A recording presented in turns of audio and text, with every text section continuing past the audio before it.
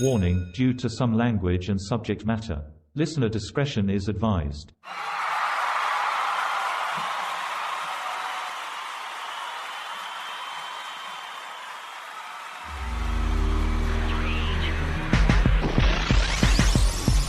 There was an idea. The idea was to bring together a group of remarkable people, see if they could become something more, see if they could work together when we needed them to fight the battles that we never could. Not only was that the most perfect line spoken by Samuel L. Jackson setting up 2012's The Avengers, it also perfectly describes what our next episode of the podcast is all about.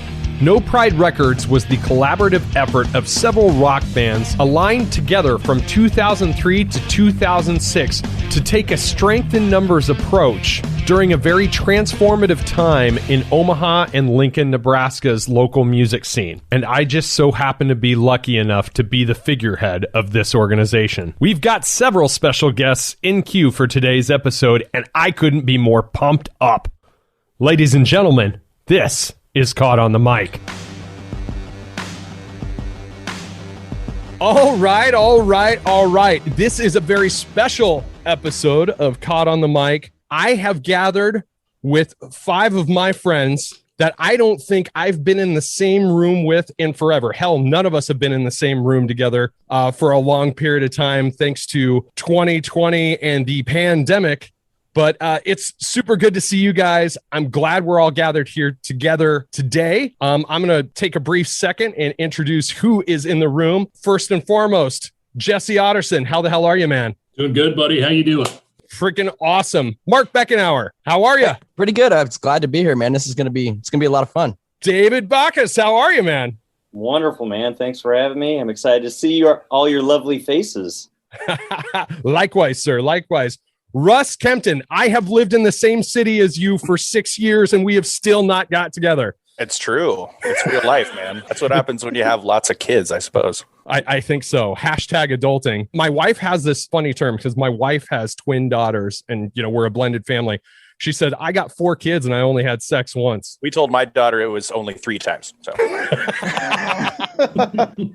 Phil Reno, how the hell are you, man? I am doing excellent. It's great to see everybody. Awesome.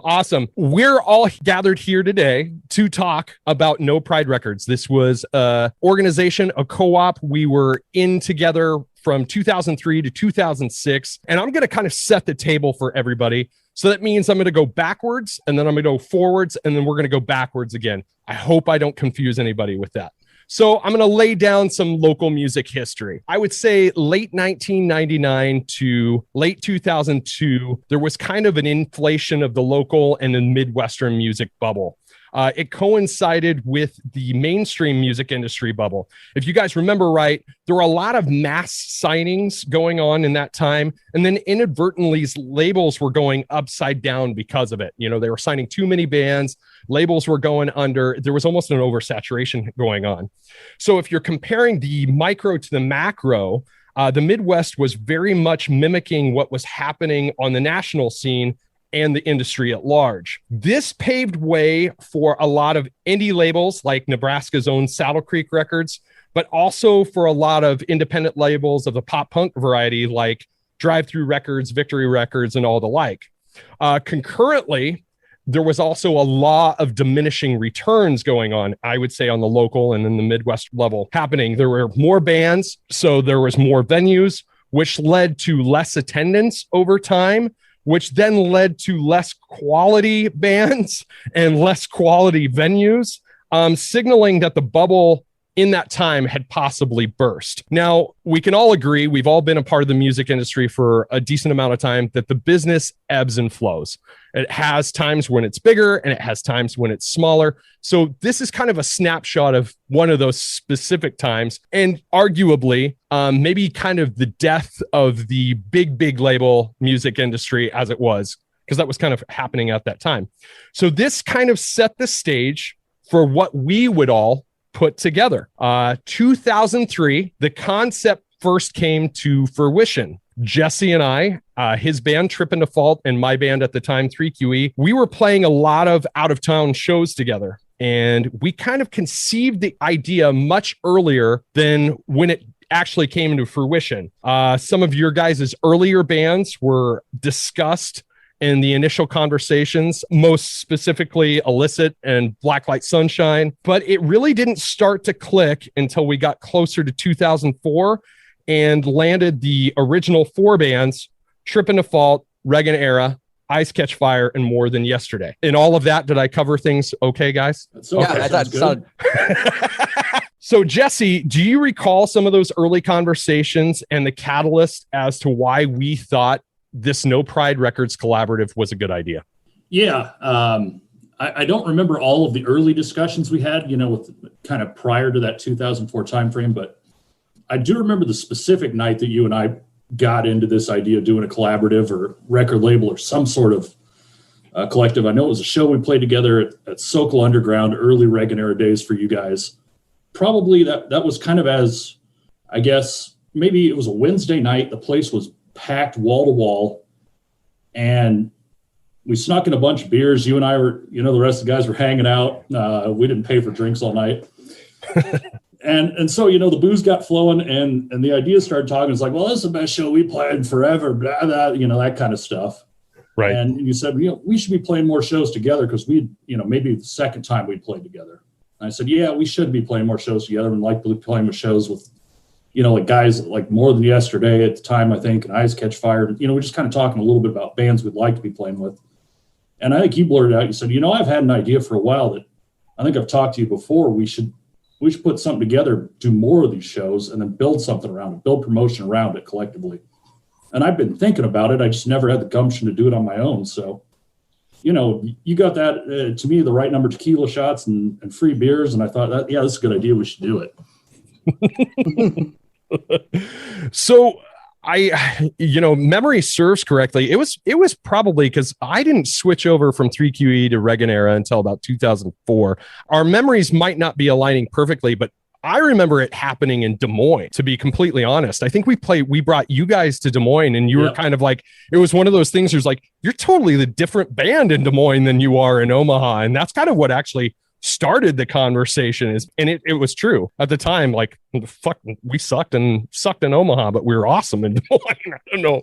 I don't know what it was. I think one of the first bands we brought on board was Eyes Catch Fire. Mark, do you remember first getting this idea introduced to you? I don't remember specifics at all, to be honest, but I mean, I just remember, but I do remember it being a good idea and that we talked about it and I was totally on board right away. But do you remember like exactly how that went down with us?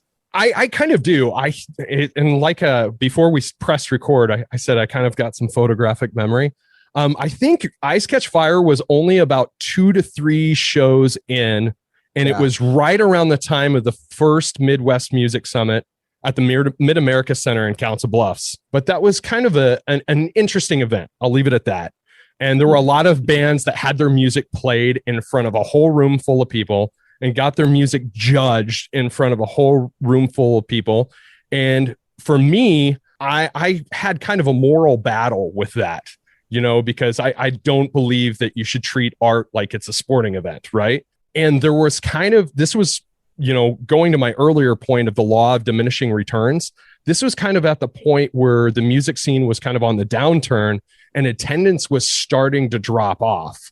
Some of the big bands had moved out of the area. Some of the bigger bands had broken up. There was such an oversaturation that people's interests started to drop off. So I remember you and I having a very specific conversation about those things in particular and what it meant to create a platform for new and upcoming bands. Does that jar your memory? It does a lot, especially because we both had a show. I think it was that night all together. I don't believe yesterday was there, but I know that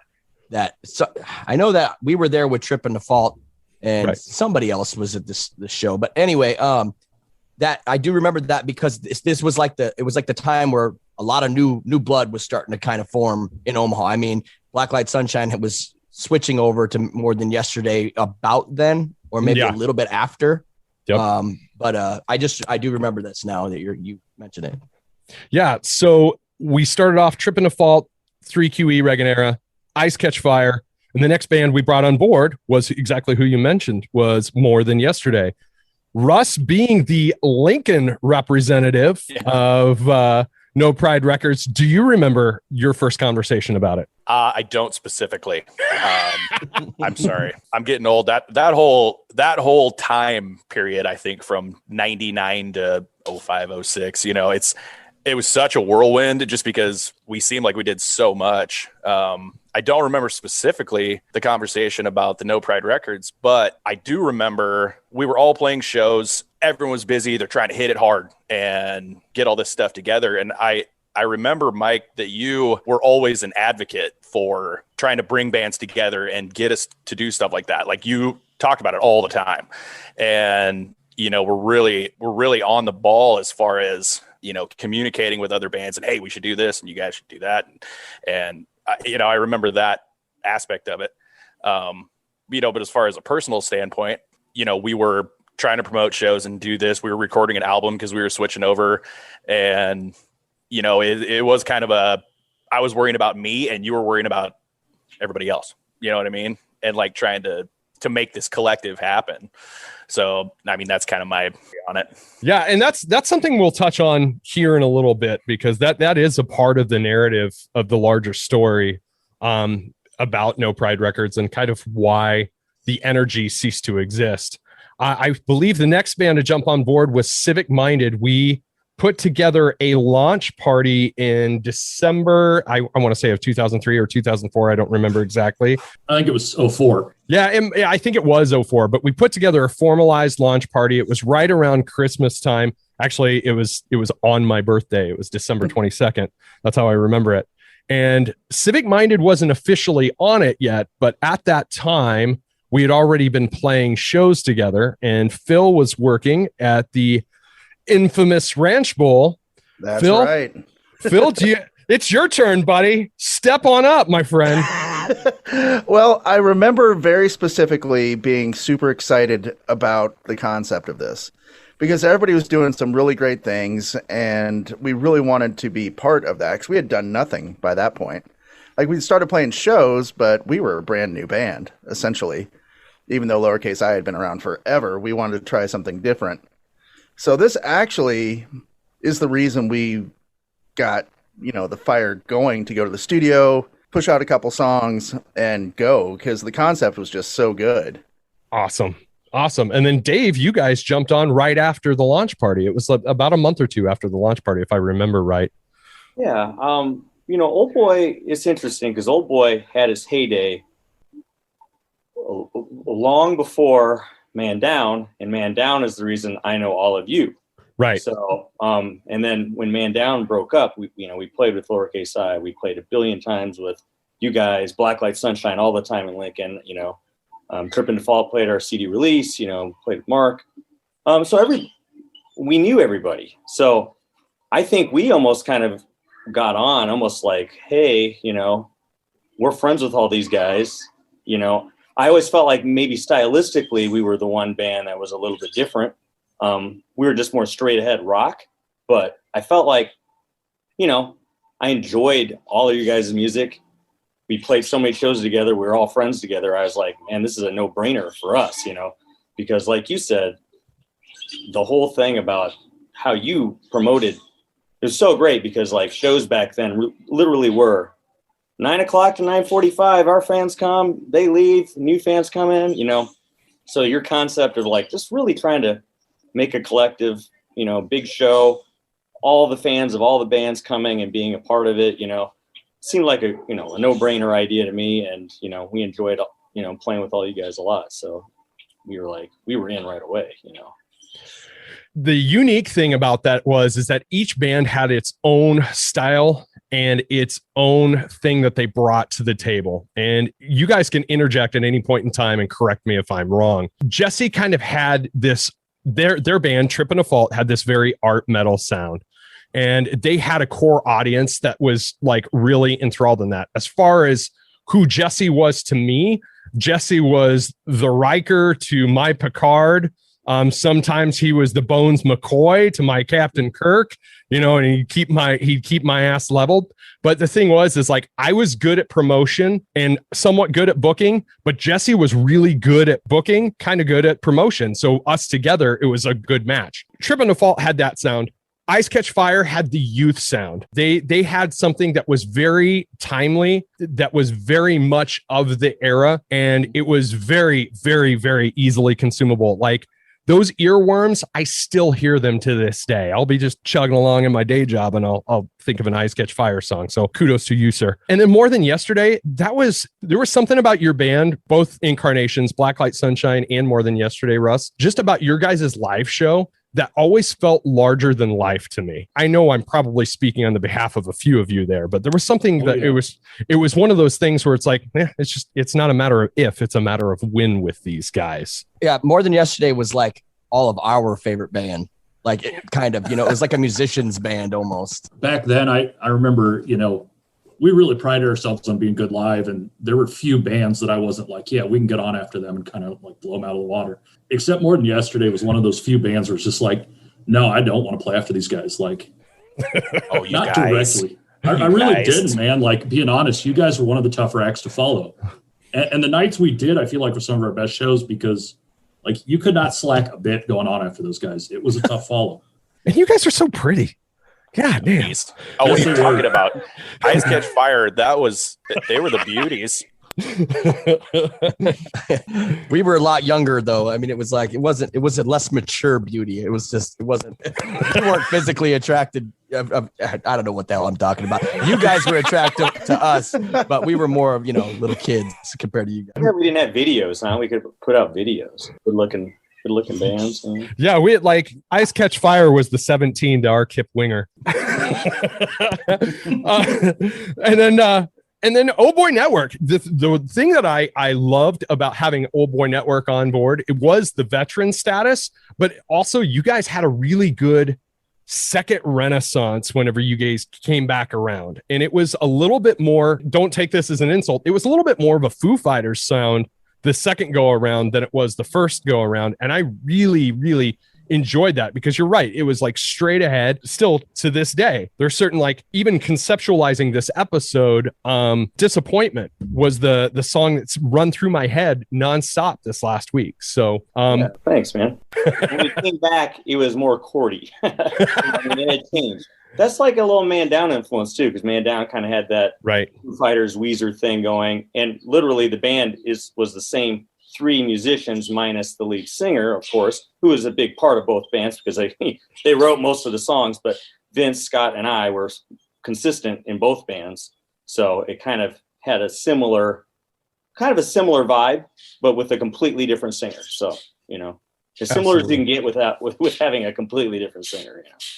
And last but not least, I want to talk about Civic Minded because I think the other thing that we can all agree on, maybe except for Phil because he's too humble for his own good, is that Civic Minded was the breakaway hit of No Pride Records. Thinking about this and kind of thinking back to that time, and this is going to be a really cheesy anecdote to top off all my cheesy anecdotes, okay?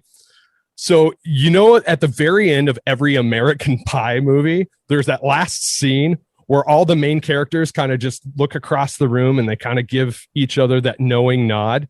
That's what it was like watching Civic Minded play. Stoplight Traffic would be playing, and I would just look across the room at Jesse like he was Finch and I was Stifler, and we just kind of nod at each other, and then we'd look back at Mark and we'd nod at Mark, and we'd all be smiling from ear to ear because of the emotions that your guys' music managed to evoke and how you guys always won over every single crowd that you were put in front of.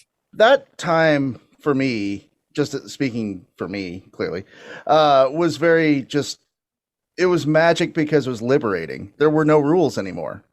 We went from being a drop D rock band, which I think we were pretty darn good at that stuff too. Our singer retired and we pulled Lawrence. I'd only ever heard him really scream. I'd never really heard him sing. So the fact we were all got in a room and it suddenly made sense.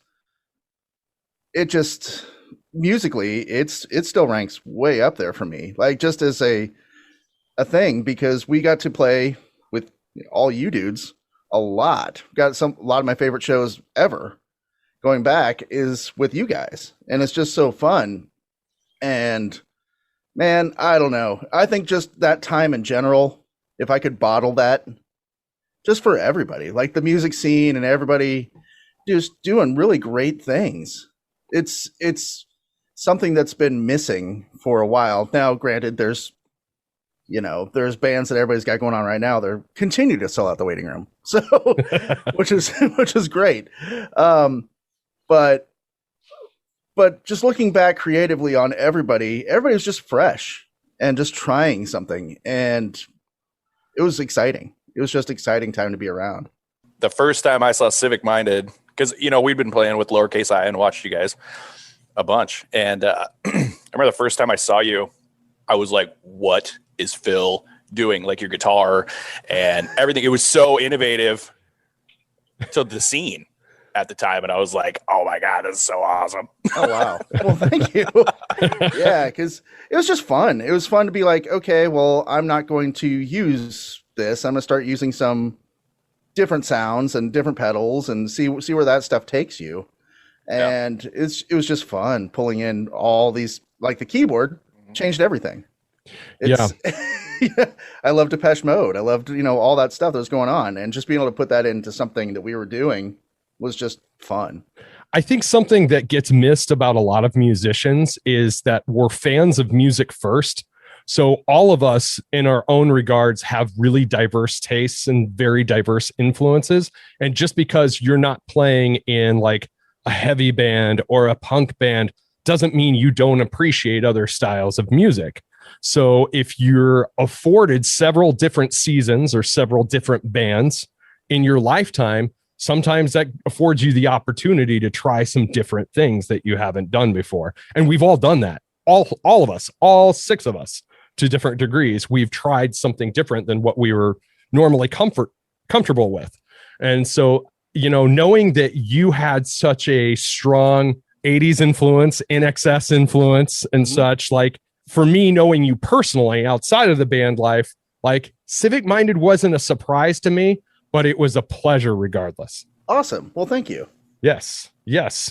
So what are some other things about that time and about us coming together as a unit that you guys specifically remember? Certainly, I think Mike and Mark and Phil, you remember this. Early on, one of my focuses, like Trippin Default had been around for a while, and we'd done pretty well in Omaha, and I always wanted to grow this bigger than Omaha and Lincoln. I was always interested in trying to, we never got as far as I wanted to go on the road, but we did get to do some road shows together as the No Pride group. And I remember a couple shows up in Yankton, South Dakota. That, it's just a place that like I randomly called and talked to some guy, and he's like, yeah, that sounds awesome. Like I should book 4 bands from Omaha up here. It'll be great. A lot of people will show up. In retrospect, like today, if I were to do that, I'd be like, this is stupid. It shouldn't work. And I remember like rolling up to the venue and, like we're looking at this place, and it's like this big barn, like out in the middle of nowhere. And I roll up, like we hop out of the van, and I look out, and like Beckenhauer, Mark, he comes running out off the, like it's an upper balcony, and like screams at the top of his lungs, like this place is fucking awesome. I'm like I felt great. I was like, all right, I'd done something. And then we get in there, and I'm like, okay, so this is a cool setup. Like no one was there to run sound. Like it became a total DIY show. Like Mike had to learn how to run sound, be the sound guy for the night. But the place was packed, and like we all sold a truckload of merch. We all got to camp out and party, like, once in the park where we were running from park rangers, the next time behind the club. But like, they were good bro bonding nights, like, and, putting it on the road with a bunch of your friends, like nothing better to me. Like that's always where I wanted to see it. My hope was always that we'd get to the point where like that would be viable in multiple cities, and at least we got a small taste of it, and that was cool. I just remember the main thing was like, Phil and we all have stated that our bands were so different, but we were all like transitioning all at the same time. We were all like taking steps in a different direction, even in the same projects we were already in. And that's the biggest thing that I loved about this project is I wanted to bring it back to the promotion and the booking of it, was when we played shows, we didn't tell people the lineups. You know what I mean? They knew what bands were playing that night, but they didn't know when they were going on. which is another aspect that I loved about this group, is that it was just, we all agreed upon it. It's like somebody, I don't know who made the lineups, but when we showed up, we found out when we were going to play. Nobody bitched about it. Nobody did anything. And then it was great to keep the fans and everybody there and engaged with all the bands, because we just did talk about when we were playing and stuff like that. That was one thing that I really loved about it. We drew out of a hat the night of the show. Yeah. There were some that we didn't know till we got there. Yes, there was literally one time where we actually drew straws at a fucking rental hall, and it was amazing. But not to play Martyr Clark here, but there were a lot of times where I would just jump on the sword and open it or close it. Because, we jumped on the sword the other side, because you and I partner. I was like, fine, we'll go last. Yeah, because it was one of those things. Nobody wants to play first. Nobody wants to play last. Everybody wants second, third, and fourth, which is totally understandable. That's when the exposure is absolutely the best. That was by design. Like, we knew, just because of how the politicking would work, was that people would only show up for a certain band, and that's just because that's what people have been conditioned to do in our market to some degree. It wasn't like a single band. It was like all five of us were one band. Absolutely. Yeah. And kind of going to the, I mentioned Victory Records and Drive-Thru Records and such. And let's just say the name or the word records was just a formality. I mean, we couldn't, because it was easier to say, but we were never really a record label. But the whole concept was, it was kind of like a Victory Records or a Drive-Thru Records, where if you become a fan of one band, you kind of become a fan of the whole label. And that's kind of what worked during that time in the music industry at large. How about yourself, Russ? What are some other fond memories you have of that time? Well, I mean, the biggest thing, obviously, for all of us performers is playing shows. And, we had kind of gotten a taste of that back in the early 2000s, when we were still Blacklight Sunshine, because for the Lincoln scene, just talking, we had, us, Project Wet, Eighth Wave, JV All-Stars, were kind of the Lincoln bands at the time. And we started playing shows in Omaha and got to know like Man Down and Lowercase I and Trippin Default and the guys, and we were kind of like, hey, these guys are kind of cool. And so we kind of got a taste of that camaraderie, getting guys down to Lincoln and getting guys up to Omaha. But like you had mentioned earlier, the scene was kind of on a downturn a little bit because, like you said, Phil, you guys had changed and we're trying something new. We, for us, it was a big deal going from like a 5-piece to a 4-piece. We changed our name. Mm-hmm. And so we had a core base that knew the Blacklight Sunshine crowd, but, we were trying to do something different in our own that was new. And so having this format, to kind of get that newness out there, was a really big deal for us. And it kind of brought that camaraderie back, you know what I mean, to where it was fun. And I think you guys mentioned, it was like those nights were like bro nights. Everyone gets together like, hey, and let's do it, so, I mean, just kind of that whole time. Yeah, it was refreshing, again, to kind of have that feeling again. The elephant in the room that we haven't really addressed yet was that No Pride Records really helped us bridge the gap, because we released our compilation and then a few months later, the Ranch Bowl closed. Once you took the Ranch Bowl out of the mix, you're pulling a major all ages venue, if not the all ages venue in the area, when you're trying to market a band, let alone several bands at the same time. So we had to figure out things to bridge the gap. And figure out a creative way to do it. Any thoughts on that, Phil, being that you have personal ties to the Ranch Bowl? Well, I loved the Ranch Bowl. We all did. And, I'm a quiet, awkward dude most of the time. And going back to like why, when we formed this and stuff, it's like I knew you dudes.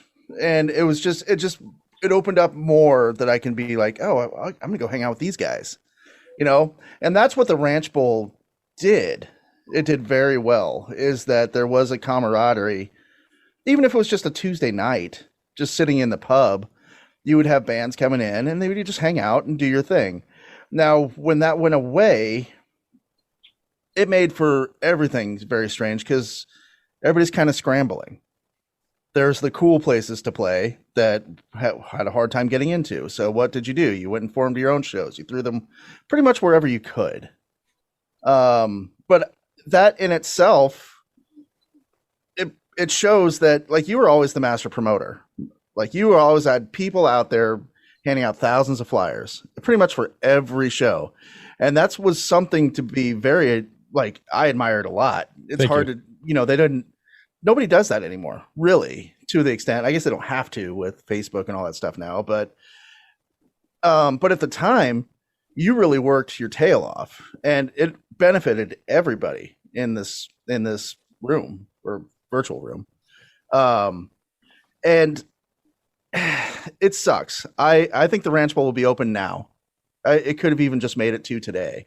It would just take renovations, and if it took closing the bowling alley side and just turning it into a venue, it would have survived this whole thing. And I clearly have thoughts about all of that, but because that's what we're missing now, to a degree. We have lots of places to play, but there's not the place to go hang and play, if that makes sense.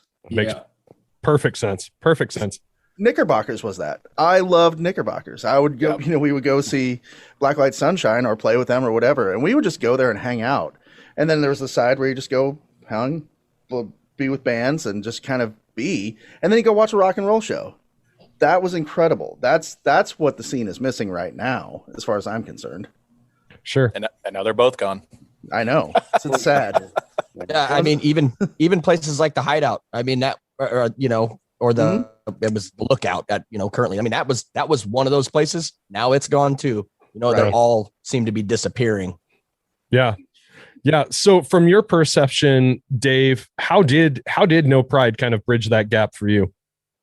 Oh, well, I remember this, Ranch Bowl's gone, right? And I just do remember, it's very odd that I do remember it was like Sortino's, right? Yeah. Slammers or something. That I was like, I was kind of like, what is this place? But then it actually was pretty cool. I mean, I think we made it cool when all 6 of our bands came in and with our fan bases and stuff and promoted it. And I remember like, this ain't so bad, we got people there. It was not the Ranch Bowl, obviously. And as Phil said, I mean, there's really no replacing that. I mean, that was like every one of us kind of grew up there, essentially. Our bands, that your first goal was to play the Ranch Bowl, probably, and I think overall, No Pride definitely was huge for Old Boy, because just like Phil said earlier, I remember going to the studio to record those 2 songs kind of got us kickstarted on our album. It was like, okay, let's record 2 songs, get it out for the compilation, and I believe that Sammy Sortino's show wasn't that the comp release party, maybe? We did the comp release. That was one of the last Ranch Bowl shows. We did the comp release at the Ranch Bowl, and then it was just a few months later. It was like May of that year that the Ranch Bowl closed down, because I think, Mark, am I right? Didn't Ice Catch Fire play the last ever Ranch Bowl show? Yeah. Yep. I think it was a national act, a couple national act, Boy Hits Car or something like that. I don't remember exactly, but yeah. Yep. Wow. Memory's gone. No. So, I mean, and I don't want to get in the weeds too much, but we maybe jumped the gun a little bit and tried to grow the No Pride brand. And we did a show at Sammy Sortino's or Slammers, and we had added 2 bands to the bill. And that whole show became a total, sorry if there's any kids around, clusterfuck, because some guys only got to go up on stage and play 1 or 2 songs. I remember we owed a Civic Minded props for that show, because I think it had got to 1 o'clock or really close to it, and neither one of us had played. Yeah. And they were going to be second to last, and we were going to be last. And we decided on their gear to each just play 3 songs. And it was like, super like, okay, this is cool. We're just going to do this. And, it was a good, we all got paid the same. Bro bands, it was fun. Yeah, I made the best of it. You know what I mean? And we made the I'm pretty sure that my band played way too fucking long that night. I'm pretty sure. Actually, what happens on those things, man? You got 17 bands, 8 bands, Ranch Bowl show, just like 6 bands, whatever. You're like, everyone wants to add in that one extra song. And when everybody adds in that one extra song, all of a sudden it's like, uh-oh. Yeah. And people don't understand the struggle back in the day, because you would have 6 or 7 bands play the Ranch Bowl on a Tuesday night, and you play your ass off, you promote the hell out of it and everything. And then at the end of the night, they hand you $12. Yeah.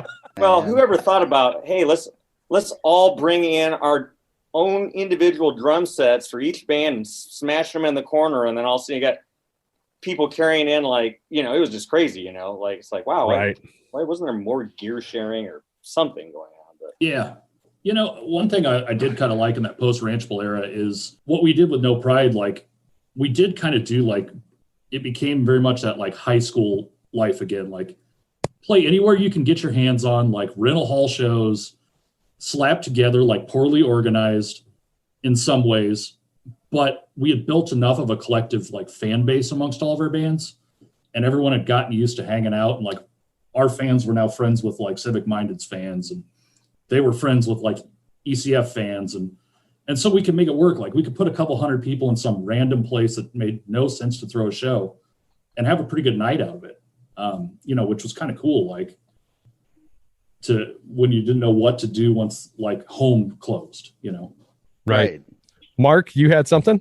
Yeah, it was like we were really lucky that this whole deal came to fruition right before the Ranch Bowl closed, because I mean, it really took a load off us. I think at least first, you know, for the first few months especially, like, it helped us create our own shows and things like that. Because if we were just single bands, I don't know if that shit would have been happening like it did when we collectively did it together. Right. Absolutely. And that kind of leads to the next topic I'm going to kind of bring up, is kind of the scene perception around what we were doing with No Pride. In the years following, you know, I've had several conversations with people that were observers, quiet observers, other bands that wanted to be involved, but we just couldn't fit in, or bands that, you know, were critical. So there were some bands that were critical of what we were doing, just because, you know, it's, I don't want to use the word clique, but I'm sure there were a lot of people that perceived us as being a clique, and cliques can sometimes have a negative connotation, right? So I know one thing that I kind of took a lot of heat for in the years following was the idea that maybe we were all kind of riding on each other's coattails to a certain degree, which is what the thing was by design. You know, it was like, you benefit from what I bring to the table, I benefit from what you bring onto the table. That is the point of a collaborative or a cooperative, right? So in your guys' experience in the years after, or even during while it was happening, did anybody come to you with any negative connotations about what No Pride was doing? Everybody that I talked to really thought it was a great idea. I mean, I never had anybody go, well, what are you guys doing? Because, I mean, it was. I mean, if they're being negative, they're just jealous, as far as I'm concerned, that we had something cool out, a product out that promoted everybody. And because of that, because of this, actually, we got onto a compilation up in Minneapolis. I'm trying to remember what that was, but they'd heard it off of this. I'm like, this is great. So I don't know. It just, it expanded larger than here for sure. But as far as like negative, no, I didn't hear anything personally. Yeah, basically same thing. I never really heard anything directly negative. I mean, there was a couple bands that I knew, the bigger bands that, you know, did everything on their own.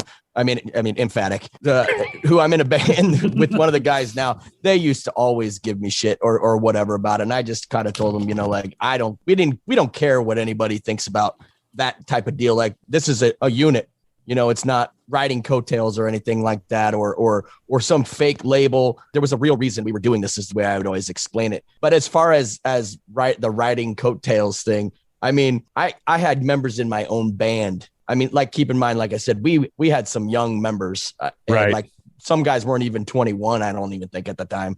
And we had a couple guys that thought that we were being used and all that stuff. But I mean, after about a few months of it, and me letting them know, hey, you know, reassuring them of the idea that Mike and Jesse originally came up with, they bought in pretty quickly. But other than that, just like Phil said, I never really heard too much, but you a little bit.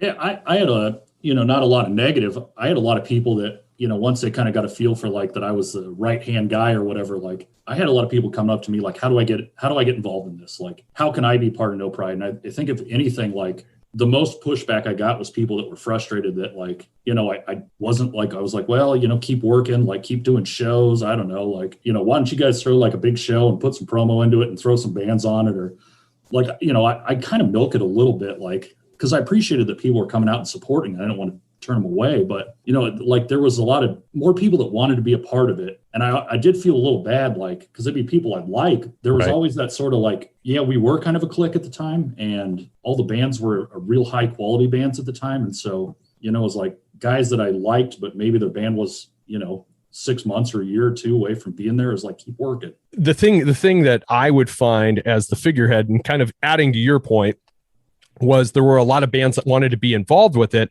but there were also bands that were playing like the same town 4 and 5 times a month and saying, well, I don't believe in restricting how much I play to build an audience because this is about my art. Why aren't you putting me on your shows? And it's like, well, because you're not bringing anything to the table, honestly.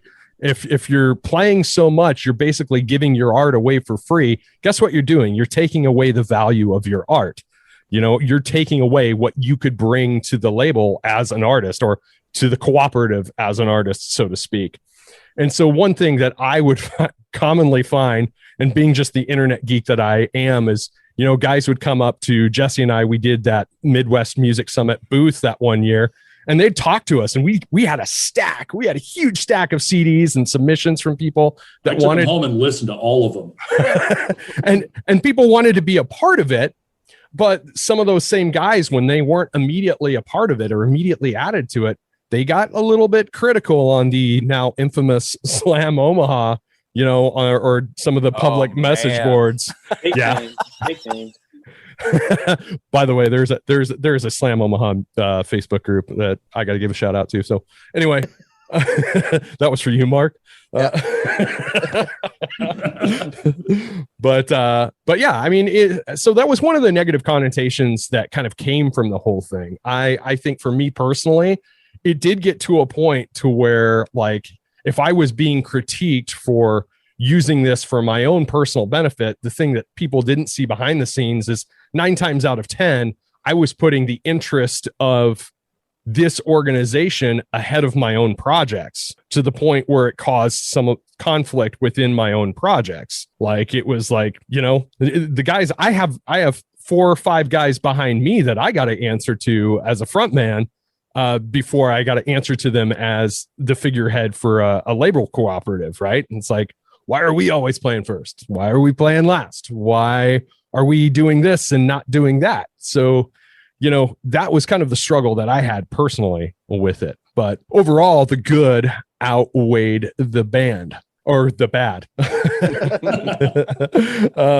So what was the biggest benefit that each of you had being a part of this? If you were to sum it up, what was the one thing that you learned the most from being a part of the No Pride Records collaborative? And I'll start with you, Jesse. I think if anything, it's probably just having a consistent group of bands and friends that, like, we built a scene around. Pre No Pride, we had kind of been a band that sat on the fence between being mainstream versus kind of being a more aggressive or heavier band. And we always kind of sort of existed in multiple scenes at the same time, but didn't have a home. And so No Pride gave us a home. It gave us a crew. And that was by making friends with everybody and everybody's fans and friends. Like, that kept, at least, kind of the tail end for us, because obviously No Pride's the back end of our career, but that kept us sort of semi-lively and semi-viable, towards the end. So, well, I think I mentioned earlier, we were in our transition period, going from Blacklight to More Than Yesterday. So for us, it just gave us that platform, and that support, from all you guys, to be able to kind of expand on our music and stuff like that. So that was something I always remember and I always appreciate. Phil? My takeaway was it was the first time I was part of something like this, like just working with other bands in general, which opened up just my eyes a little bit on being a little bit more collaborative with people and being a little bit more open to the idea, actually. But it helped us launch to what Civic Minded eventually became, which was a lot of fun. So I'll always be grateful for that, because as I said, it really did light the fire under us to get going. Because your band, Lowercase I, is a whole album we never recorded. We have songs that are just sitting there that I would love to someday do, but you know what? It probably will never happen. It helps archive and save the art. I don't know. Like, I don't know how to say that. But it really springboarded our band to where we could actually do that. And I'm grateful for that. So that's my big takeaway. Mike, yeah, you gave us like something to be excited about, I think. When Man Down broke up, we were kind of like, Old Boy's getting, it kind of just naturally happened, and Old Boy Network was kind of back, but Old Boy was a little bit older, so a lot of our fans were already older.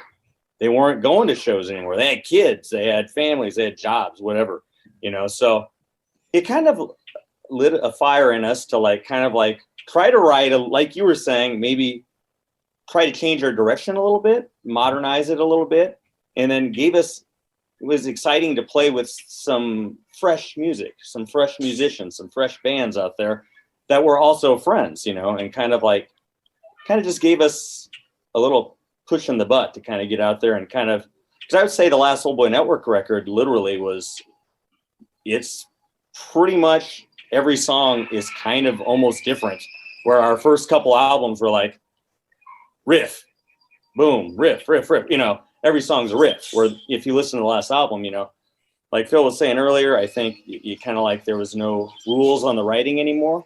We just kind of said, hey, whatever comes, we're going to put it out there, So, I mean, I think all of that kind of happened just due to playing with all you guys and different styles of music that we weren't necessarily playing, that kind of music we had never played either. So it's kind of cool to kind of add to the influence a little bit and kind of, try new things out, being at shows, kind of playing with more friends bands and not necessarily trying to, because before that is like Old Boy Network has to book a show.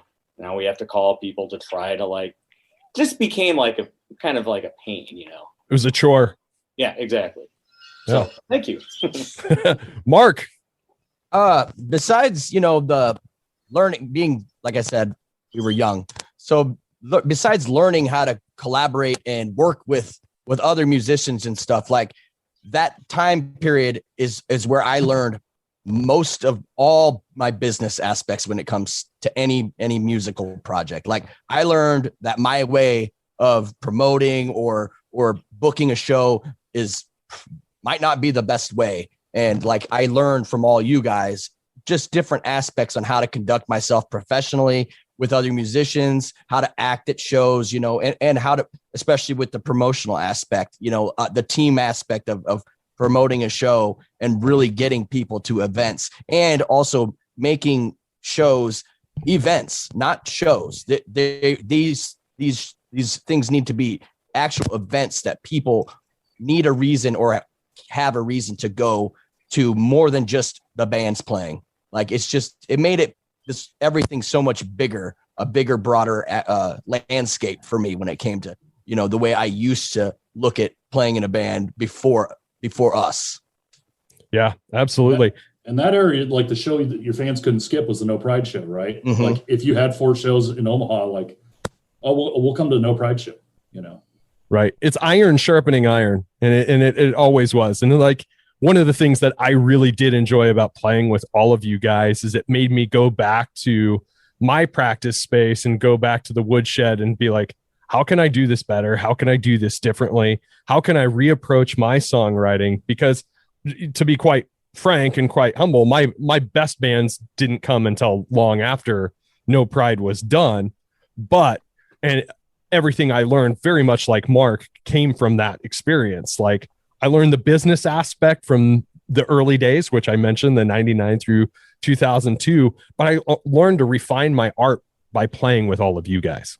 And I owe that debt of gratitude to all of you, because you guys made me better at what I did in the long scope of things. Oddball question, totally random, and we can go off on this. Wasn't No Pride kind of where the seeds of Secret Weapon were laid also? Well, No, we were practicing at the Ranch Bowl. I believe so. Right around that time, weren't we, Phil? Like maybe before, maybe even, but I don't know. it's My memory's clearly shot. So it happened. I think the seeds of it actually came at a No Pride meeting we had maybe somewhere. It was at the Hideout, Lookout, whatever it was. Yep. Shays, probably. Or Yep. Shay's. It was Shay Riley's. Yep. Oh, And yeah, that's where we're sitting around like, we should go play some hair metal. Yep. Yep. So the reason I bring this up is because I remember sitting at the bar with Dave, and we just kind of mutually had this love fest about Hessian rock. And I don't think he realized how much of a hair metal guy I was. And I didn't realize how much of a hair metal guy he was, because I remember like talking through those early concepts with some of you guys right before you guys put Secret Weapon together. It was pretty awesome. All right. If this is true, then I feel really bad. You were never singing any songs in Secret Weapon. No, you tried why to. did that happen? You tried to get me to, but I was like, I just. Okay. Well, at least I tried then. Yeah. You I'm tried. Like, why I was didn't just try like, to get you. I said, why don't you talk to Russ? Russ could probably pull it off way better than I could. Well, because remember, we got Ren from a Symbiont, and we had Larry and we had Ben early. So we had, it was not, as Phil knows, we were just planning on being maybe a couple events band, and we had 3 singers because nobody could clearly sing like Axl Rose for an hour straight. So, I mean, in the early days, there was no idea that it would be like going like this, 15 years later. And then 37 OEAAs in a row afterwards. Have you seen my awards? Yes. Look at that. Oh my goodness. So all I got's a ficus I stole from Lawrence. I got a totes and totes full of unsold band merchandise. That's all I got. So guys, to wrap things up, I want to give you guys all the opportunity to plug what you're currently doing now. And I'm going to start with Jesse. What are we working on right now? Jesse's in, I guess, 3 bands currently. Flux Amok, The Indian Red, and a new project coming this year once venues start opening again called Fox. So, nice. Mark? Yeah. Just the Arson City thing right now. We got some other couple things that we are kind of looking at doing, but we're not completely sure. It's all, we'll see. But Arson City's still going full force. Nice. Russ, are you doing anything musically? You are lucky if I sing karaoke every once in a while. You and I are on the same page, brother. Yeah, that's so sad. It is, but it is what it is. You guys are making me jealous because it's definitely something I miss. It would definitely be tough now with real life setting in, but I think, we did that reunion show. That was one of the last, it was the second to the last Knickerbocker show. We did our big reunion show, and God, it had been 10 years or something like that since we had played. And I remember our biggest thing was trying to get Jeremy to play, because he was like, nope. And we finally talked him into it. And afterwards he was like, oh my God, that was so awesome. And so, yeah, I get the bug every once in a while, but unfortunately, no, I'm not. What's funny is my wife and I were cleaning out some old boxes she had sitting around, and she had a Blacklight Sunshine promo photo on the top of one of these boxes. And I'm like, I know those guys. Dave, what are we working on? Not much. Haven't played a show in a year, probably. Well, since summer. We just booked 2 shows for the Nevermind project, the Nirvana thing. So we're going to play in May, I think the summer. But beyond that, I mean, I have 2 bands that are not broken up, but not really playing. Phil's in one of them, Lonely Estates, where we talk about getting back together and flirt with it. You should. I mean, we have songs that need to be recorded that are done, but just haven't happened. And then Jump the Tiger, our singers, are actually out of the country. So we're on hiatus with that as well. So nothing too pressing right now. Possibly like a project with Klaus, maybe if it happens. If it doesn't, nice. We don't know yet. I left Phil for last in case anybody wanted to read a book while he listed his long list of projects. Phil, what all are you working on right now, buddy? Honestly, it's a lot shorter than you think. Really? Yeah, because my main thing is Sack Alliance, still doing the country-ish thing. We're writing our next record right now, so we'll go record that soon. Secret Weapon is still cooking. Lonely Estates, we need to go do something. So we'll do that. And really, it's just fill-in work right now. I'm about to take on Lemon Fresh Day for a couple months. That's about it. Nothing too crazy. Well, once the world opens back up and everybody gets their 5G microchip shots in them and everything can kind of go back to normal, I expect a lot of people to get busy all over again. Oh, yeah. I'm booked out between now and... Honestly, I'm already booked out pretty close to the rest of the year with a ton of shows, which is kind of bizarre, but we'll see if they actually happen. That's a different story, but yeah, it's about to get a whole lot more normal, and I'm very excited. Awesome. Well, I'm just a life update. I don't even own a single music instrument anymore. I put that to bed. It's one of those weird things where I just made my peace with it in life and just doing this podcasting thing. And I couldn't be any more grateful than to have you guys all together with me on this today. So thank you guys very much. This has been amazing. Again, you guys, this is a big part of my life and big part of my life story. And I thank you guys for being a part of it. Thank you. Yeah, you bet. Yeah. Absolutely. Hey, thanks to all you guys. Hey, I want to thank all of those guys for being on the show, and thank you for taking us on a ride down memory lane. That is a historical part of my life that I will covet and cherish forever. Do you have a favorite memory of the No Pride Records gang?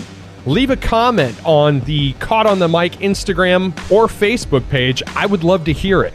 And while you're on those pages, make sure you give us a share, like, follow, and check us out. We're also on TikTok now, too. Did you enjoy this episode? Have you enjoyed past episodes? Make sure you leave a 5-star review on the Apple Podcast app or tell one of your friends about Caught on the Mic. We need to grow this audience. Are you interested in being a guest on Caught on the Mic? Send me an email, caughtonthemic@gmail.com. Thanks for being the best audience in the world. This is Caught on the Mic with Michael Clark. I'm Michael Clark. Until next time, thank you.